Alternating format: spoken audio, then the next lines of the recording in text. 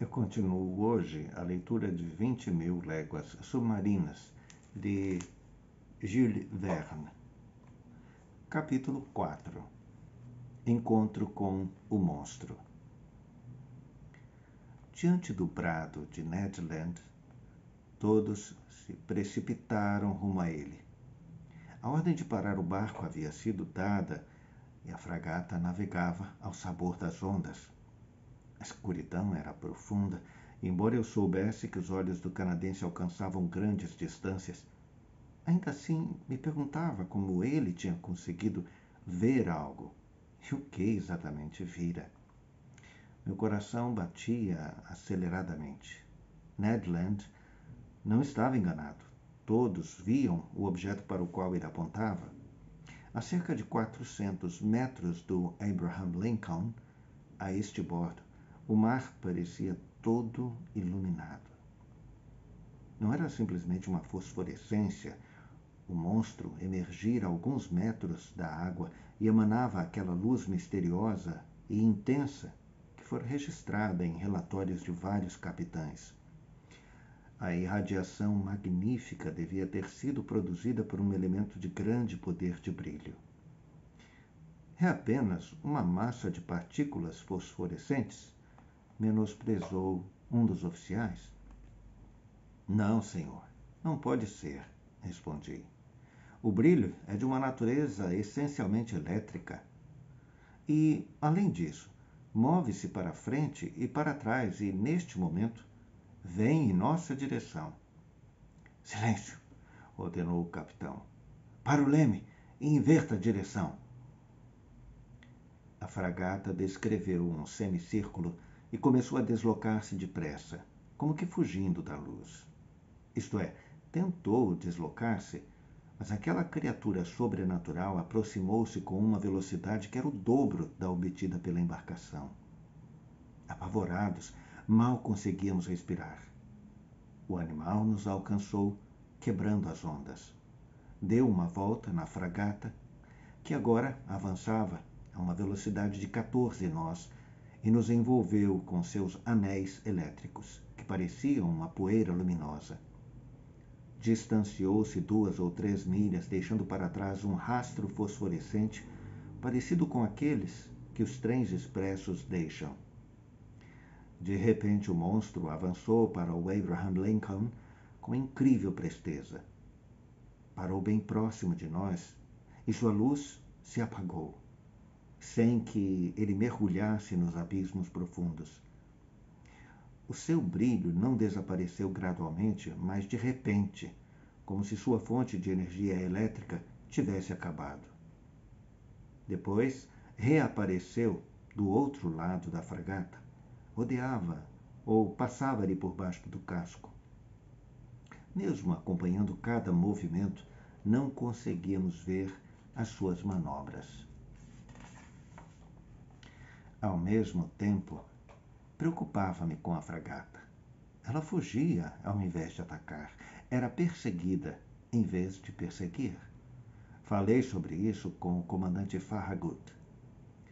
O seu rosto, em geral impassível, estava dominado pela surpresa. Professor Aronnax, não sei com que espécie de ser formidável estamos lidando e não arriscarei imprudentemente o meu navio no meio dessa escuridão. Além disso, como atacar essa coisa desconhecida? Como nos defendermos dela? Esperaremos pela luz do dia e aí sim o jogo será diferente. O senhor não tem dúvidas a respeito da natureza do animal? Não, é certamente um gigantesco naval e é elétrico. Talvez só possamos nos aproximar dele com um torpedo. Sem dúvida. Se possui tão temível poder, deve ser o mais terrível animal já surgido na face da Terra. Eis porque devemos estar alertas. A tripulação não pregou os olhos a noite inteira. O Abraham Lincoln, incapaz de lutar contra tal velocidade, diminuiu a marcha e navegava a meio vapor. O narval, por sua vez, como que imitando a fragata, deixava-se levar pelas águas do mar e parecia decidido a não abandonar a cena da batalha. Por volta da meia-noite, desapareceu. Teria fugido? Mas, perto da 1 hora da manhã, ouviu-se um silvo ensurdecedor. Eu, o capitão e Ned Land estávamos no tombadilho, perscrutando a escuridão. Ned Land, você já ouviu o rugido das baleias? Perguntou o comandante. Sim, senhor. Muitas vezes, mas desse tipo de baleia, não.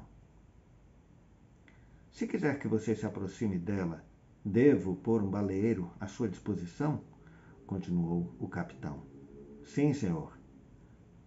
Isso seria arriscar a vida dos meus homens? E a minha também, replicou simplesmente o arpoador. Lá pelas 2 da manhã, a luz fosforescente retornou com a mesma intensidade cerca de 5 milhas a barlavento do Abraham Lincoln. Apesar da distância, o barulho do vento e do mar, ouvia-se perfeitamente o ruído causado pela movimentação do animal na água e até a sua respiração ofegante. Permanecemos em vigia até o amanhecer, preparando-nos para o combate. Os equipamentos de pesca foram colocados ao longo da balaustrada. O imediato carregou as espingardas que lançam os arpões e as que disparam balas explosivas, as quais podem causar ferimentos mortais, inclusive nos animais mais robustos. Ned Land apressara-se em preparar o arpão, a arma terrível em suas mãos. Às 6 horas, amanheceu o dia e, com os primeiros raios de luz, o brilho elétrico do narval desapareceu. Às 7 horas, um nevoeiro espesso dificultou nossa visão e nossos melhores óculos de alcance não conseguiam penetrá-lo, o que causou furor a bordo.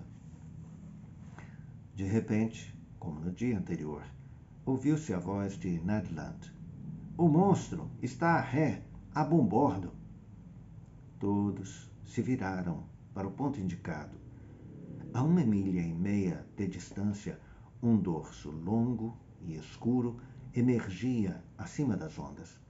A agitação da sua cauda provocava um redemoinho nas águas.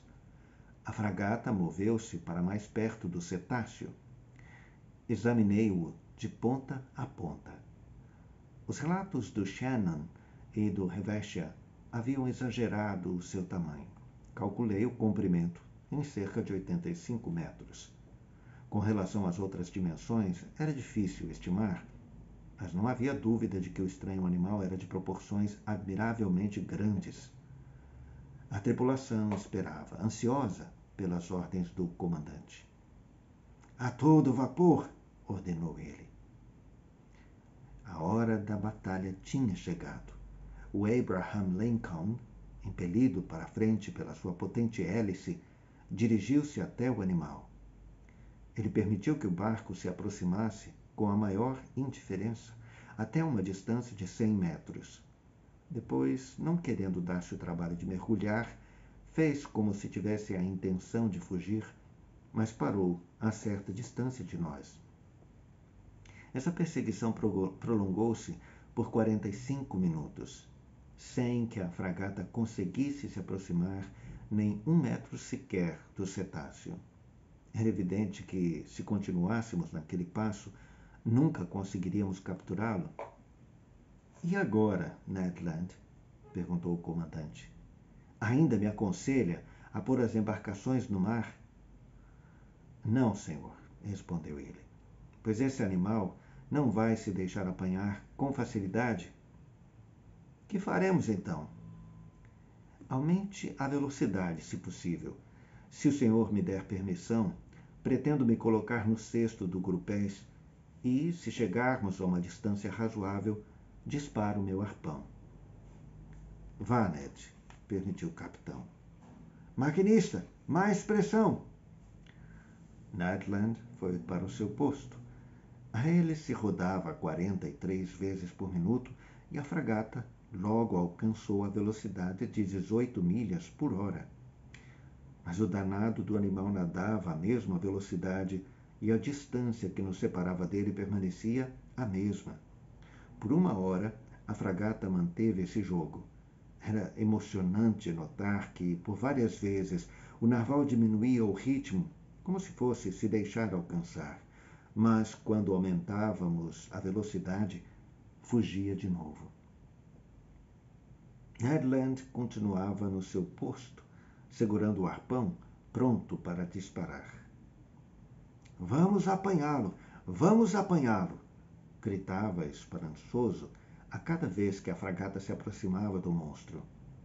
Mas, no momento em que se preparava para arpoá-lo, o cetáceo afastava-se a uma velocidade que talvez atingisse umas 30 milhas por hora.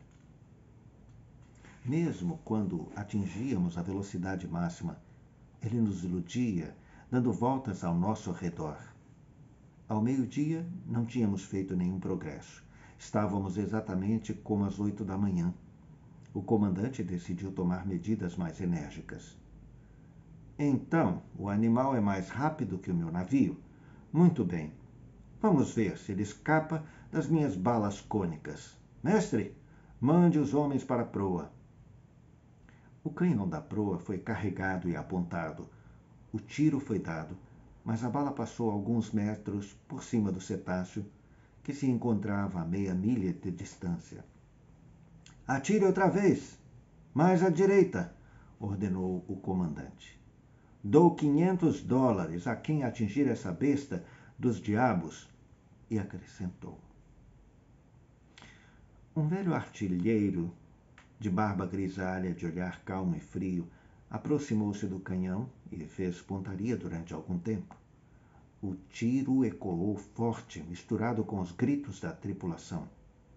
A bala atingiu o dorso do animal, mas, estranhamente, escorregou na superfície arredondada e perdeu-se no mar.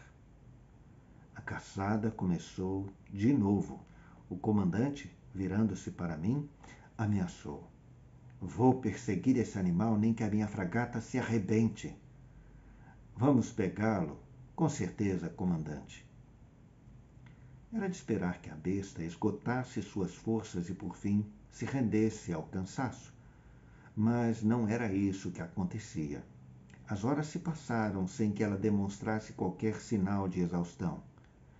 É preciso ressaltar que o Abraham Lincoln continuava lutando com braveza infatigável. Calculo que tenha percorrido cerca de 300 milhas durante aquele fatídico 6 de novembro. Mas a noite chegou e envolveu em sombras o mar encapelado. Pensei que a nossa expedição tinha chegado ao fim e que nunca mais veríamos aquele animal extraordinário, mas estava enganado. 10 minutos antes das 11 horas da noite, a luminosidade elétrica reapareceu a 3 milhas a barlamento da fragata, tão pura e intensa quanto na noite anterior. O narval parecia estar imóvel, talvez fatigado depois da energia gasta durante o dia, e parecia flutuar nas ondulações das águas. Era uma oportunidade que o comandante resolveu aproveitar. Deu as suas ordens. O Abraham Lincoln avançou em baixa velocidade com cuidado para não acordar o adversário. Não é raro encontrar, no meio do oceano, baleias dormindo tão profundamente que se deixam capturar. Ned Land havia arpoado mais de uma durante o sono. O canadense retomou seu posto. A fragata aproximou-se silenciosamente, desligou as caldeiras a cerca de 300 metros do animal e ficou à deriva. Reinava um silêncio profundo. Ninguém respirava a bordo. Estávamos a menos de 40 metros do foco ardente, cujo brilho aumentava e nos ofuscava. Nesse momento, vi Ned Land encostado à amurada da proa, a menos de 7 metros de distância do animal. De repente, estendeu o braço e lançou o arpão. Ouvi o barulho forte da arma, que parecia ter batido num corpo duro. A ofuscante luminosidade subitamente desapareceu, e 2 enormes jatos d'água abateram-se sobre a fragata, da proa à popa, derrubando os marinheiros e quebrando os mastros. Diante do inesperado, não consegui me segurar e fui lançado ao mar. E aqui termina o capítulo 4 de 20.000 Léguas Submarinas, de Jules Verne. Até a próxima!